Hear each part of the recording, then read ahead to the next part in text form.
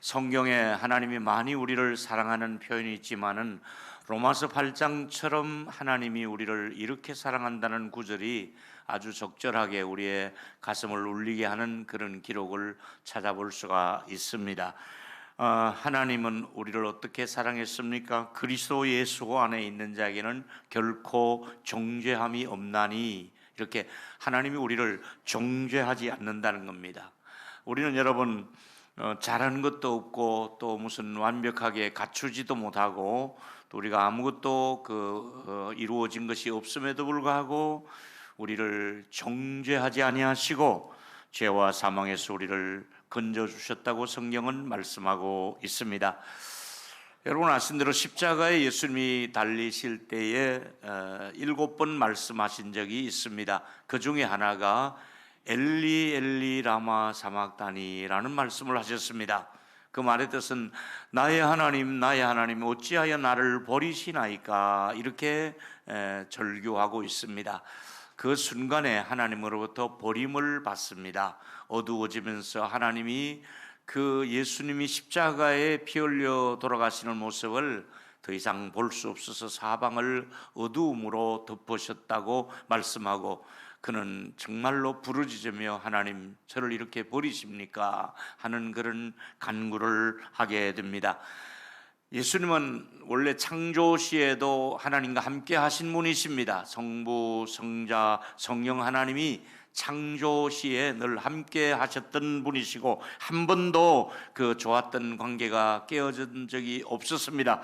근데 하나님께서는 이제 구속 역사를 완성하려면, 우리 인간들이 구원받는 구속 역사의 완성을 위해서는 그 순간만큼은 예수 그리스도의 손을 놓아야 했습니다. 등을 치며 서로 버려야 됐습니다. 그래서 하나님과 예수님의 사이의 관계가 그 십자가에 달리는 순간에 관계가 깨어져서 하나님은 버릴 수밖에 없었고, 하나님의 아들 예수는 나를 왜 하나님께 버리지 않으면 안 됩니까 하고 절규하신 적이 있습니다. 인간에게는 우리가 여러분 살다 보면 여러 사람을 만나는데 굉장히 반갑고 좋은 사람도 있지만은 솔직히 말하면 만나고 싶지 않은 사람도 있잖아요. 반갑지도 않고 상종하고 싶지 않다. 그래서 안 만나고 싶으면 어떻게 해서든 우리가 피해서 안 만나면 그뿐입니다. 근데 이제 예수님과 하나님 사이에는 안 만나도 좋은 그런 사이가 아니라 만나지 않으면 안 되는, 창조 때부터 지금까지 그 관계가 십자가에 못 박히는 순간만큼은 하나님도 외면하시고 아들 예수님도 왜 하나님 나를 이렇게 버리십니까 할 정도로 이 관계가 틀어집니다. 왜 그렇게 됩니까? 우리를 구원의 완성을 하시려면 네가 죄값을 다 치루어 줘야겠구나, 네가 대신해서 이 죄를 다 받아야 했기 때문에 차마 내가 너를 눈뜨고 볼 수가 없구나, 이렇게 해서 하나님과 예수 그리스도의 관계가 잠시 이제 끊어지게 되는 관계까지 나가게 됩니다. 이제 이 중에서 우리에게 로마서 8장에서는 하나님의 엄청난 은혜의 세 가지를 우리에게 말씀해 주고 있습니다. 첫 번째는 이제 우리는 하나님의 자녀가 되는 특권을 누리게 됩니다. 예수 그리스도께서 십자가에 피 흘려 죽으심으로 드디어 이제 우리가 자녀가 되는 특권을 누리게 됩니다. 그전에는 우리가 자녀가 될 수가 없습니다. 근데 우리를 자녀로 이제 받아주시는데, 이제 로마서 8장 15절의 말씀이 되겠습니다. 같이 읽습니다. 시작. 너희는 다시 무서워하는 종의 영을 받지 아니하고 양자의 영을 받았으므로 우리가 아버지라고 부르게 되었다고 말씀하고 있어요. 양자의 영, 성령을 양자의 영이라 그랬습니다. 하나님께서 우리에게 성령을 보내주셔서 양자되는 것을 우리에게 감동을 주시고 그 절차를 성령이 이루어 가시는데, 종이 되면은 아버지의 앞에 아버지라고 부를 수가 없는데, 이제 예수님께서 사용하신 단어 중에서 예수님이 이제 기도하실 때 보면, 또 이 본문에도 보면 아빠, 아버지 이렇게 예수님이 부르셨습니다. 여러분 이 말에 아람어에도 아바 이렇게 되어 있습니다. 아람어에 예수님도 아바 이렇게 했고 우리말도 아빠 이렇게 똑같은 비슷한 단어로 우리가 연결이 되고 있습니다. 여러분, 이 아버지와 아빠의 차이가 별것 아닌 것 같아도 그나마 종으로 사는 사람은 아버지도 못 부르고 아빠도 못 부릅니다. 종이니까. 근데 아들이 되면, 딸이 되면 아빠하고 부를 수도 있고 아버지라고 부를 수가 있는 이 특권을 누리게 된 것이지요. 예수 믿기 전에, 예수 믿지 않는 사람들은 하나님 아버지 이것 못합니다. 근데 예수 믿고 나면 자연스럽게 성령이 우리 안에 오셔서 하나님 아버지 이렇게 부를 수 있는 특권을 주시거든요. 불러도 또 마음속에 전혀 부담이 없어요. 우리 한번 오늘 아버지하고 아빠 아버지 아빠 아버지 세 번 한번 마음을 다해서 하나님이 듣고 계시니까 불러봅시다. 시작. 아빠 아버지 아빠 아버지 아빠 아버지. 자, 여러분, 대표 기도를 하시는 분들 첫 마디가 항상 제가 가르치죠. 하나님 아버지 감사합니다. 이렇게 기도를 시작해야 돼요. 하나님 아버지 감사합니다. 이렇게 기도해야지. 좀 유시간처럼 당신이 있기에 내가 있고 뭐 그렇게 기도하지 말고 하나님 아버지 감사합니다. 이렇게 기도하라 이 말이지요. 조금 나아가서 이제 예수를 믿고 나면 하나님을 아빠라고 부르는 것이 전혀 어색하지 않도록 양자의 영, 성령이 내 안에 오셔서 하나님을 아빠, 아버지 이렇게 부를 수 있도록 하나님이 친근감을 우리에게 주시는 것이지요. 여러분 아시는 배너라고 하는 영화가 있습니다. 아주 명화지요. 이제 그 배너라는 친구 메살라라고 하는 사람이 그 모함에 빠뜨려서 배너를 노예로 팔아버립니다. 그때 노예는 이제 배 밑창에 들어가서 이제 막 노예들이 전투에 나가는 그 목선을 이렇게 노를 젓는 일을 합니다. 발에는 착고가 채워져 있고 등에 막 회초리를 때리면서 거센 파도를 이 노를 젓는 것이 노예들이 하는 일이었습니다. 근데 그 노예로 전투에 참여하게 되었는데 그만 이 전함이 배가 깨어지게 됩니다. 상대방 배하고 부딪히면서 그리고 막 공격을 당하면서 배가 이제 파손되게 되는데 이때 그 아리우스라고 하는 장군이 제대로 수영도 못하고 마지막에 이 장군을 호위하면서 이 배너가 뗏목 위에 끌어올려서 그를 살려놓습니다. 여기 아리우스 장군은 배너 노예 때문에 자기가 살아난 다음에 너무너무 감사하니까 이 배너를 노예 신분을 벗겨주고 그 다음에 이제 자유의 몸을 주면서 양자로 입양을 하게 됩니다. 그래서 그 주인공이 바로 양자가 되지요. 바울은 로마서를 기록할 때에 로마의 법중의 시민권 중에 자기 친아들이 아니라도 자식이 없거나 또 하나의 아들을 원할 경우에 서로가 이제 사인을 주고받으며 양자로 아들을 입양하는 과정을 쭉 이미 알고 있었습니다. 이 원리를 따라서 하나님도 성령을 통해서 우리 모두를 아들, 딸을 하나님의 가족으로 양자로 받아들인다. 이 말을 지금 기록을 남긴 것이지요. 그래서 하나님과 우리 사이는 이제는 종이 아니라 양자의 절차에 의해서 아들과 딸이 되었다고 성경은 말씀하고 있습니다. 종의 신분으로 살아갈 때는 항상 두렵습니다. 그러나 아들이 되고 나면은 기쁨과 자유를 누릴 수가 있는 것이 아들의 특권이 아니겠습니까? 구약에 보면 특별히 하나님과의 관계가 아주 좋았던 사람이 두 사람이 있습니다. 많이 있지만 그 중에 한 사람이 아브라함이고 또 한 사람은 다윗입니다. 이스라엘 민족 자체가 이 두 사람은 굉장히 존경하는 그런 인물입니다. 근데 여러분, 아브라함은 과연 완벽한 사람인가? 이 하나님의 사랑을 받을 만한 사람인가? 아닙니다, 여러분. 아시는 대로 자기 아내를 데리고 애굽으로 내려갔을 때 또 그 다음에 다른 지역으로 갔을 때 두 번의 실수가 있는데 뭡니까? 아내가 너무너무 얼굴이 예쁘니까 그냥 무력으로 이 남자 아브라함을 죽여버리고 뺏길 것 같은 그런 불안한 느낌이 드니까 뭐라고 얘기합니까? 당신 누가 물으면 나보고 오빠라 그러고 당신 내 누이 동생이라고 얘기하자. 그래서 오빠라고 부르게 합니다. 그래서 요즘 젊은이들이 오빠 오빠 하는데 원조가 아브라함입니다. 오빠가. 그렇게 해서 이제 2번씩이나 오빠라고 불렀지만은 하나님이 이게 들통이 나고 또 아브라함의 가문을 보호하고 해서 아무 일 없이 잘 이렇게 넘어가게 됩니다. 어쨌든 그 당시 아브라함도 연약한 몸, 또 자기가 하나님 앞에 바로 믿음으로 서 있는 것 같아도 자기의 연약한 상태를 노출시킨 내용이지요. 또 하나는 여러분 안대로 아브라함 이어서 이제 다윗은 참 하나님의 은혜를 많이 받은 사람이지요. 누가 뭐래도 다윗은 은혜를 입은 왕이었습니다. 근데 어느 날 전투 중에 전투에 참여하지 않고 집에서 좀 쉬고 낮잠 자고 일어나서 옥상에서 거닐다가 아랫집에서 목욕하는 우리아의 처를 발견하게 됩니다. 그를 데리고 와서 기어코 그를 자기 남편이 지금 전쟁에 나가 있는 걸 알고도 범하고 맙니다. 그렇게도 또 임신이 되고 또 그걸 좀 무마시키려고 우리아를 특별 휴가를 주어서 집에 오게 했지만은 충직한 부하 우리아가 자기 아내하고 같이 있지 않고 그냥 군막에 머물다가 전선으로 가는 겁니다.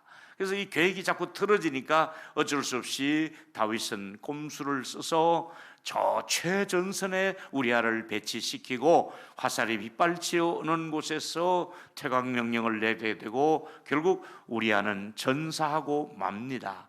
여기서 2가지 죄를, 간음죄를 점과 동시에 살인교사죄가 추가되었습니다. 그렇게 해서 죄를 또 짓고 그 죄를 마무리하려다가 사람까지 죽이게 되는 이런 파렴치한 범이 바로 다윗입니다. 근데 하나님께서 그들에게 모두가 버리지 않고 은혜를 주시거든요. 근데 이런 은혜를 입은 아브라함과 이 다윗이 하나님을 아버지 이렇게 부르지는 못합니다. 그냥 하나님이요, 하나님이요, 혹은 또 야훼 하나님, 혹은 아도나이 하나님, 뭐 이런 식으로 나의 주 하나님, 하나님이라고만 불렀는데 아버지라고 부르지를 못했는데 예수님께서는 하나님을 아버지라고 자꾸 부르는 거예요. 그러다 보니까 유대인들이 네가 뭔데 자꾸 하나님을 네 아버지라고 얘기하느냐, 건방지다, 이건 신성모독이다. 이래서 예수님은 하나님을 아버지라고 부르는 데 있어서 유대인들은 늘 못마땅하게 생각합니다. 2번째는 이제 우리는 그리스도와 함께 상속자가 되는 특권을 누립니다. 이제 아들이 되고 나면 놀라운 특권은 아버지의 재산을 아들에게 상속을 해주잖아요. 여러분이 얼마가 됐든 간에 남은 건 누구에게 줄래요? 우리 아들, 딸에게 주잖아요. 손자, 손녀들에게 주잖아요. 로마서 6장 안에 8장 16절, 17절은 아주 귀한 단어가 3번이나 나옵니다. 17절은 성령이 친히 우리의 영과 더불어 우리가 하나님의 자녀인 것을 증언하셨는데, 이제 자녀에 대해서 아까 말씀드렸습니다. 그 다음에 이 17절에 똑같은 상속자라는 단어가 3번 나오잖아요. 읽어보실까요? 우리는 상속자가 되는 거예요. 시작.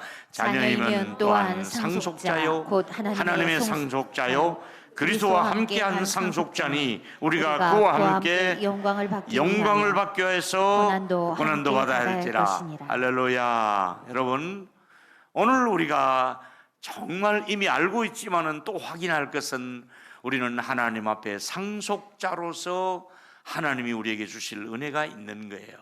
하나님이 우리에게 뭘 상속을 해주겠다는 거예요. 하나님의 나라를 상속해 주실 것이고 하나님의 말씀을 우리에게 주시면서 하나님의 온갖 상급으로 우리에게 상속을 주신다고 말씀하고 있습니다. 여러분, 이것은 상속은 아무에게 주는 것이 아니라 가족에게 주는 것이잖아요. 그렇다면 가족 중에는 좋은 가족도 있고 가족 중에는 미안하지만은 좀 불편한 가족들도 있습니다. 그 불편의 원인 중에 하나가 깊이 들어가 보면 재산의 문제가 있습니다. 영적으로 말씀드립니다. 예수 믿으면 모두가 자기도 몰래 엉터리로 믿어도 시간이 가면 예수를 닮는 줄로 믿습니다. 가족은 닮는 거예요. 그것처럼 자식이 부모를 닮듯이 우리 모두가 닮아가는 거예요. 예수를 닮아가는 거예요. 우리는 지금 예수를 닮아가고 있는 중이거든요. 그런가 하면은 아버지라고 부르면서 또 하나의 우리 가족의 특징이 뭐냐면 동고동락하잖아요. 고생을 같이 하고 기쁨도 같이 하는 게 가족이잖아요. 여러분, 자녀들이 열나고 머리 아프고 막 아프면 부모는 애간장, 자녀를 수술실에 밀어놓고 나면 막 애간장 놓습니다. 저도 어렸을 때 우리 아이들을 그런 경험이 있습니다. 막 수술실 앞에 무릎을 꿇고 앉아서 펑펑 울면서 하나님 아이들을 잘 좀 수술되게 해달라고 기도하지. 그 부모기 때문에 그 동고동락을 같이 하는 거예요. 부모의 모든 공통점은 자식을 위해서 고생을 하잖아요. 근데 반대로 이제 부모님이 연로하시고 나면 자식들이 고락을 또 같이 하며 부모님을 모시고 병원 다녀야 되고 또 유모차를 밀어드려야 되고 그래야 되는 거예요. 자, 여러분, 세 번째 얘기로 들어가면 이제 우리는 영광스러운 날을 누릴 수 있는 특권이 있습니다. 그날이 있습니다. 자, 자녀가 되는 특권이지요.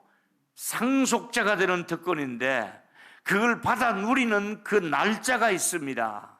그 날이 있습니다.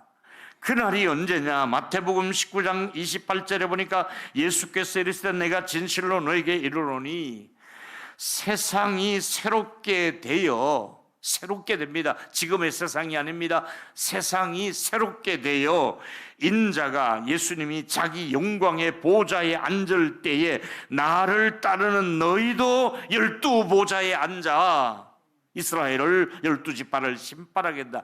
대표성을 두고 말합니다. 우리가 하나님이 앉으시는 보좌 곁에 우리도 앉고 믿지 않는 사람들이 심판대로 끌려가는 모습을 볼 날이 그날이 온다 이 말이지요. 다시 말하면 지금 자연계가 파괴되는 것은 다 알잖아요. 지구에 온난화가 오고 파괴가 되고 북극의 얼음이 내리고 그래서 막 떼약볕이 계속되고 장마가 계속되고 또 어떨 때는 가뭄이 있고 이제 지구가 파괴되고 있잖아요. 더 무서운 게 뭐냐면 사람들의 마음이 파괴되어 가고 있는 거예요. 자연이 파괴되는 것 이상으로 마음들이 황폐해지고 굳어지고 마음들이 막 그냥 말할 수 없는 파괴된 이 상태에 살고 있는데 우리 주님은 우리가 몸과 마음과 혼이 흠없이 보존되기를 원한다. 우리 예수님 오실 때까지 여러분이 세상 사람들의 마음이 황폐해지고 굳어지고 못난 마음을 가지고 살더라도 우리 예수 믿는 저와 여러분들은 우리의 몸과 마음과 혼이 잘 보존되었다가 그날을 맞이할 수 있게 되기를 축복합니다. 이제 그날의 모습을 미리 당겨보겠습니다. 우리가 예수님 앞에 갔을 때 우리 모습을 미리 당겨서 내 모습을 한번 보겠습니다. 그게 계시록에 나와 있거든요. 계시록 21장에 내가 맞이할 천국에 가니까 이런 모습입니다. 내가 들으니 보좌에서 큰 음성이 나서 이르되 보라, 하나님의 장막, 하나님의 집에 사람들이 함께 그 안에 가득 차 있는 겁니다. 하나님이 그들과 함께 계시고 그들은 하나님의 백성이 되고 하나님이 친히 그들과 함께 계셔서 그 안에서 무슨 일을 하는가 보았더니 감격으로 눈물을 흘리고 있는 사람의 눈물을 닦아주는 거예요. 그동안 너 고생했다, 수고했다. 그동안 수고한 것을 아시고 눈물을 닦아주시는 거예요. 너 그동안 교회 섬기느라고, 네가 그동안 핍박을 받느라고 너 수고했다. 너 선교사로도 수고했다. 눈물을 닦아주시고 다시는 이제 사망할 일이 없다. 너 죽을 때 많이 두렵고 고통스러웠지 이제는 다시는 사망할 일이 없고 애통하는 것이나 곡할 일도 없다. 그리고 더 내가 반가워하는 말이 바로 이겁니까? 다시는 아픈 것이 다시는 있지 않다. 오늘 이 자리에 계신 분들, 우리 소방부 어르신들, 또 수술 중에 있는 분들, 또 유튜브로 지금 이 방송을 병원에서 듣고 계신 분들, 아픈 분들 많잖아요. 우리가 천국 가면은 내 몸이 아프지 않다는 게 얼마나 감사하겠습니까? 지금 아픈 분들 조금만 참고 계시면 아프지 않고 건강하게 사는 천국이 우리에게 도래하는 줄로 믿기를 바랍니다. 아프지 않습니다. 그래서 로마서 14장 17절에 보니까 하나님의 나라는 더 이상 이제 먹고 사는 것 때문에 신경 쓰는 것이 아니다.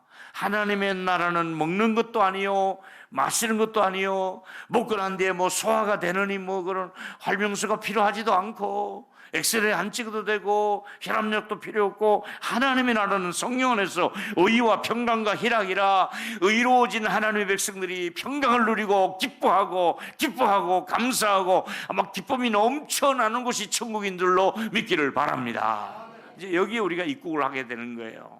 그렇다면 여러분, 세상에서는 줄 수 없는 이 평강, 세상 사람들이 누릴 수 없는 이 평강을 하나님이 우리에게 주시는데, 하나님의 나라는 살아갈수록 기쁨이 계속되는 희락이 넘쳐나는 곳입니다. 그래서 하나님의 나라는 걱정이라는 단어가 없고, 고생이라는 단어도 없고, 전염병이라는 단어도 없고, 병원도 의사도 필요 없는 것이 하나님의 나라인 줄로 믿으시기 때문에 고통이 있더라도 잠시 참으면 나중에 나타날 영광과 좋게 비교할 수 없다고 말씀했으니까, 지금 마음고생을 하든 몸이 아프든 또 여러 가지 형편이 경제적으로 어렵든 또 자식의 짐이 있든 부모의 짐이 있든 간에 조금만 기다리면 고생이 전혀 없는 하나님의 나라가 우리 앞에 기다리고 있는 이 문자적인 단어 그대로 믿으시는 저와